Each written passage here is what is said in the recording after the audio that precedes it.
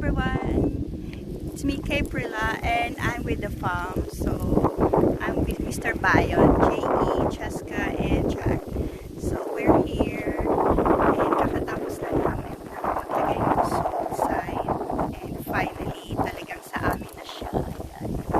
Ayan yung proof. Ayan. So hindi ko ipapakita yung bahay. No, ayoko surprise muna. So nandito lang kami sa labas, hindi na kami papasok kasi masyadong mainit and nagpapack yung owner. So ayan, ipapakita yung itsura ng bahay next time na for the next video. So it's very hot today but it's all worth it. Hindi pumasok yung mga bata sa school kasi naglagay kami niyan. So ayoko ipakita talaga. Ayoko. Ayan. Thank you Lord and thank you Father God.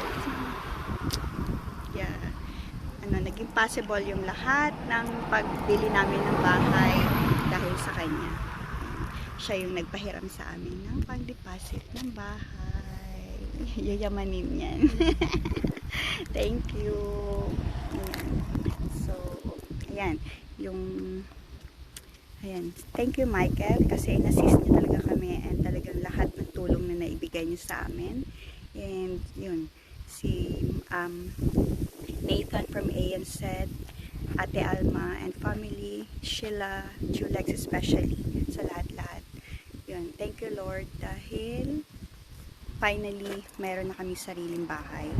And sa mama ko, sa mga advices niya, kay Franz Prila, of course, syempre. And kay Yayu and Bon sa mga advices nila sa akin all the way sa pag-apply namin. So, thank you everyone sa lahat-lahat at sa honor kasi kami yung napili sa pag-offer namin nitong bahay. So, ayan.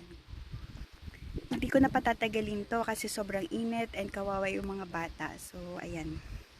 Ayan. Hindi ko talaga ipapakita muna yung bahay. Konti lang. Ayan. Wag na. So, bye everyone. Thanks for watching.